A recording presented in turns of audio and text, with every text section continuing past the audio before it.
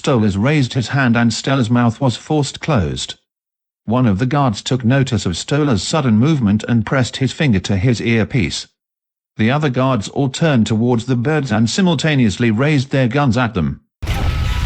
Stella and Octavia did as he said, sliding out of their chairs and ducking down while pressing themselves against the wall behind them.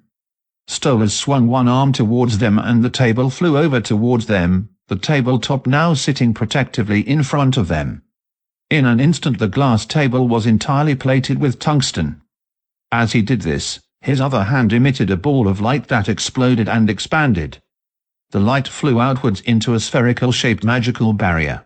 Fire! All the guards did as ordered and fired their guns at the three bird demons, but their bullets were all vaporized by the wall of light surrounding them.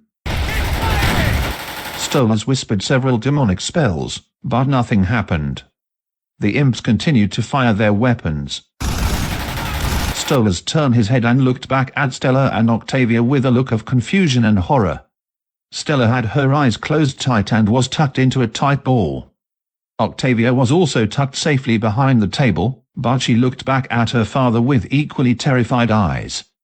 Stolas looked back to the traitorous guards, then strengthened his stance. He clenched his teeth and closed his eyes tight before letting loose a thunderous scream.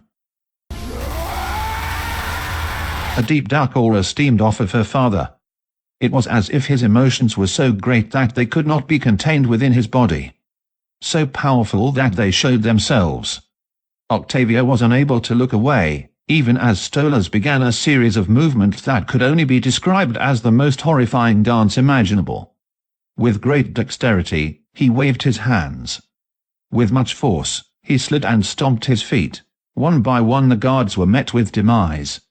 Some spontaneously combusted, the wind around some of them unnaturally twisted and acted like invisible daggers that slashed them with the speed and force of a hurricane, some had dark energy surround their throats and break their necks, some began bleeding out of every possible orifice, some had the grass beneath their feet grow upwards into razor-sharp blades that impaled them, and some began to weep before placing their guns to their temples or into their mouths and pulling the triggers. Kill them! Kill them all! The barrier, as the traitors had expected, shattered. Hundreds of bullets hit the table protecting Stella and Octavia, but did not pierce it. Then the gunfire stopped. Octavia's ears ringed. She couldn't hear a thing. She saw her mother lying motionless, still curled into a ball, on the ground next to her. She had clearly fainted. Octavia believed she had been rendered deaf by the gunfire, but then she heard the clear sound of a struggle. Choking. She thought for sure that her father had been shot.